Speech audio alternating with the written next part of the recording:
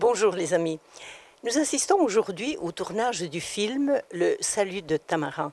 Ce n'est pas uniquement un film, c'est aussi un témoignage de vie. Et nous avons le plaisir de demander à Tamarin comment s'est réalisé ce film, ce témoignage qu'elle désire partager avec nous.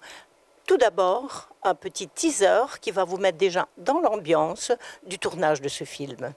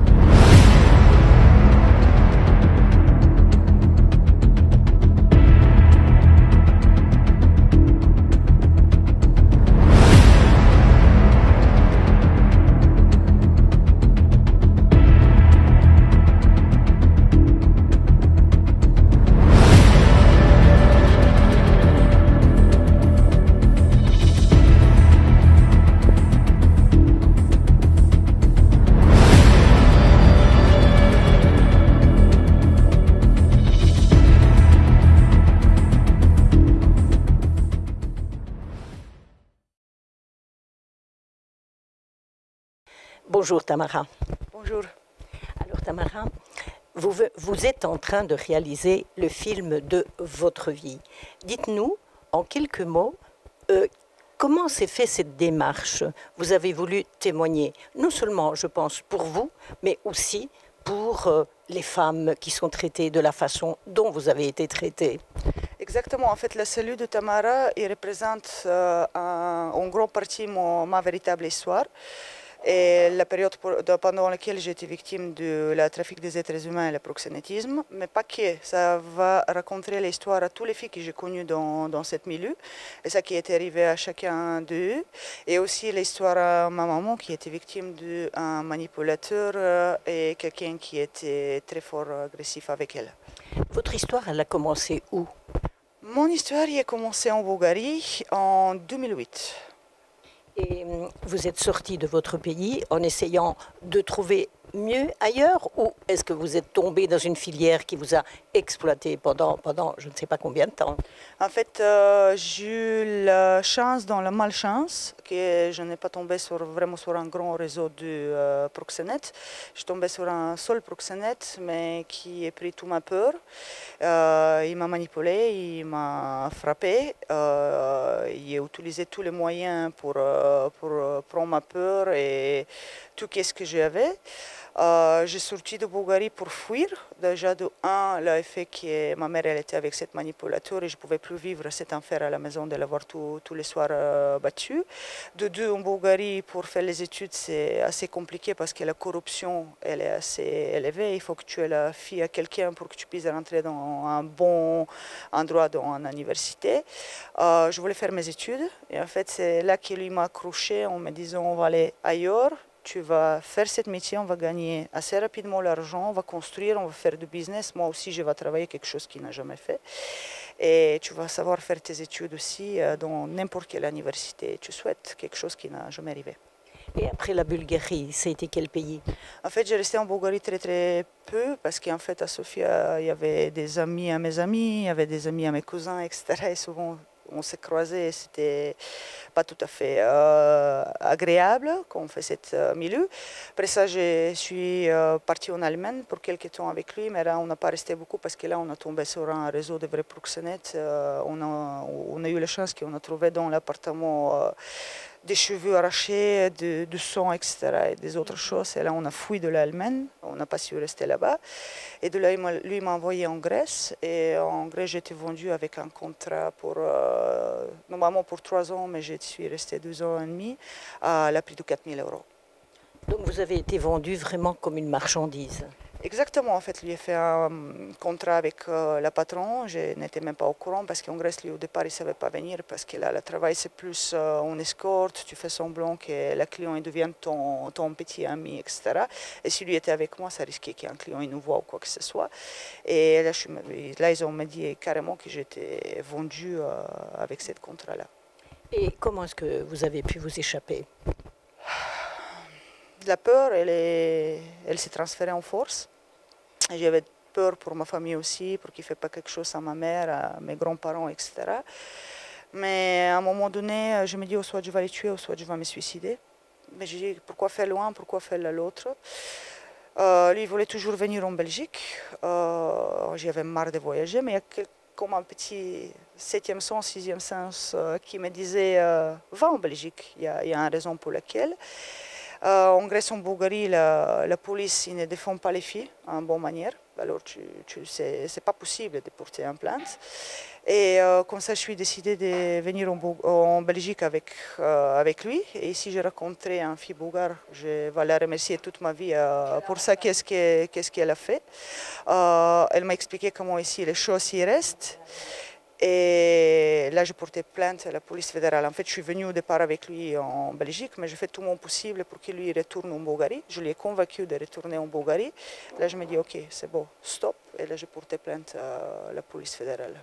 Le problème, je suppose, c'est arriver à porter plainte. Parce que, comme vous m'avez dit, hors caméra, si on ne porte pas plainte, c'est impossible de coincer ces gens qui profitent de la faiblesse humaine et de la peur, comme vous avez dit. En fait, c'est exactement ça. Il faut savoir qu'il y a une fille qui est victime de le proxénétisme ou même une femme qui est victime de la violence conjugale. Maintenant, avec la violence conjugale, c'est un petit peu différent, mais dans les deux sens, il faut porter déjà une plainte. La police, il peut voir que la fille elle est battue, il peut voir qu'il y a des disputes, il peut voir tout ce que vous voulez, mais tant que la fille, elle ne dit pas que lui c'est son macro, lui il prend c'est l'argent et lui la force de travailler, ils ne savent rien faire. Et c'est cette peur, exactement, cette menace, parce que où ils sont très très doués, ils savent exactement où aller chercher, dans quelle faiblesse, avec quelle manipulation. Et comme il y a certaines filles même qui tombent amoureuses de leur bourreau. Quelque chose qui est arrivé à mes copines, elle m'a dit, s'il ne me frappe pas, ça veut dire qu'il ne m'aime pas. Et tout ce que vous dites là, on voit plein de films qui racontent ces histoires tout à fait terribles. Or, vous avez décidé de raconter votre histoire en réalisant un film et en le montrant. Quelle est la force qui vous anime de vouloir témoigner comme cela à travers cette histoire et à travers un film que vous réalisez également? Aujourd'hui, actuellement, j'ai 3 grandes forces qui m'aident dans cette envie. La première chose, c'est que j'ai gardé énormément de temps en moi. Quand je devais trouver mon premier métier hors de la prostitution, je devais mentir devant les patrons. Je devais inventer des choses qui n'étaient pas vraies. Et je trouve que ça, c'est pas normal. Je trouve que chacun a le droit de dire librement, oui, moi j'ai été victime de la prostitution, moi j'ai été dans la prostitution, même si je n'étais pas victime, c'est un choix, c'est un métier, il doit être respecté. De briser ce silence, de laisser la possibilité à toutes les femmes de dire oui, moi je l'y ai fait.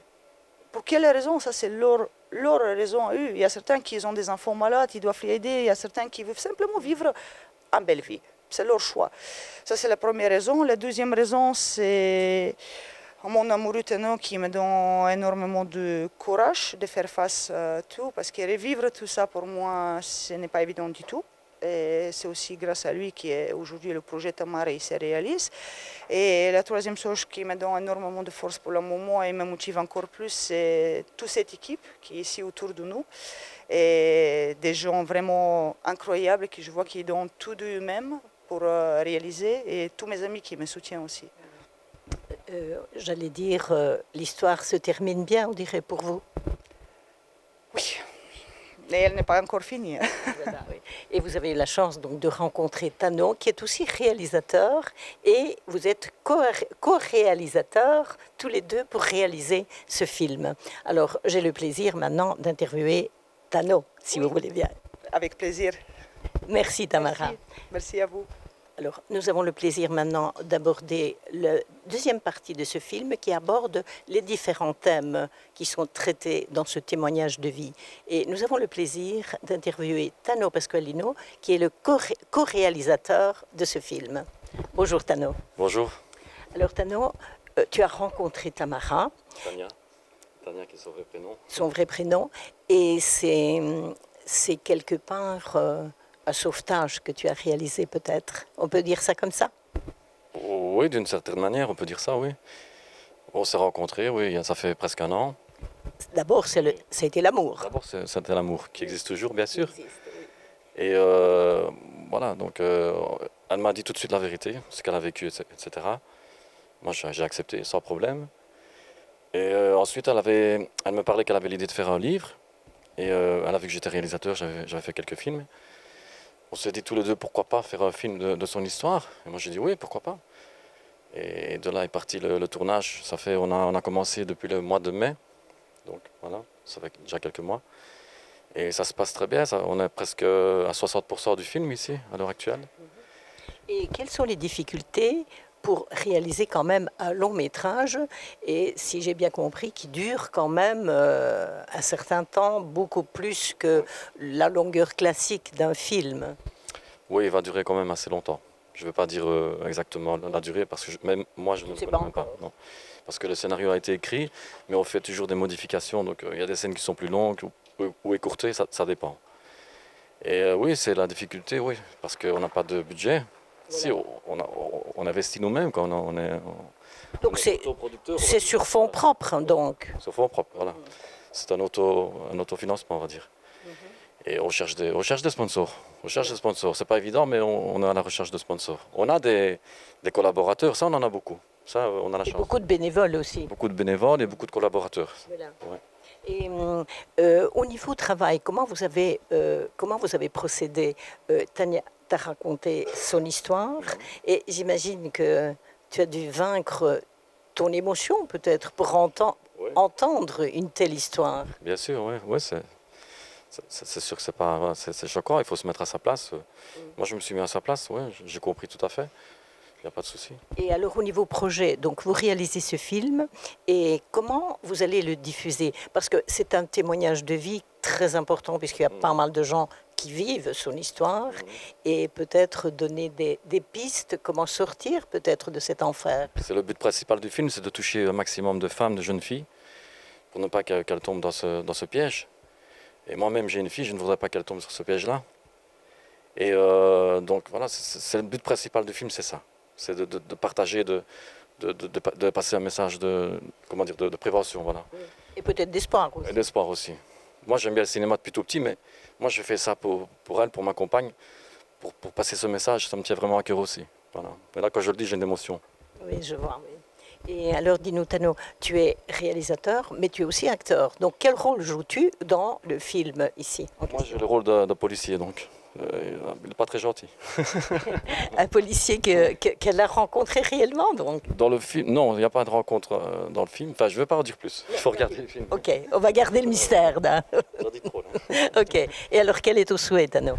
Moi, mon souhait, c'est que voilà, on termine le film, que tout se passe bien, qu'il soit vu un maximum dans le monde entier, internationalement, et que ma compagne soit contente du résultat. C'est un travail d'équipe de toute façon, mais bon, voilà. Eh ben, je vous souhaite bon succès parce que c'est un travail, je veux dire même social et humain. Exactement. Bon succès à vous deux. Merci beaucoup. Après avoir vu le teaser où on nous montre les différents thèmes abordés dans ce film, qui est un vrai témoignage de vie, j'ai le plaisir de vous présenter les comédiens qui vont jouer, certains leur propre rôle dans ce film. Je commence par ton prénom. David. Bonjour David. Bonjour. Tu as une belle tête, David. Je vous remercie beaucoup. Tu as une tête vraiment d'un viking. Ou quel rôle joues-tu dans ce film? En fait, je joue le rôle du Macron. Celui qui gère un petit peu les affaires de mon frère Luigi. Donc, on fait la traite d'êtres humains.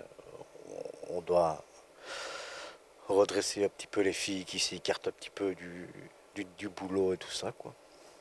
Donc vous faites des filles une marchandise que vous exploitez pour votre propre intérêt, c'est bien ça? C'est bien ça, c'est ça. Alors David, je peux te poser une question un peu plus personnelle, puisque tu es ici comédien amateur, sauf que le rôle que tu joues dans ce film, bah, tu l'as un peu vécu dans ta propre vie. C'est ça. Auparavant, j'avais des bars aussi. Donc le film relève vraiment de la réalité.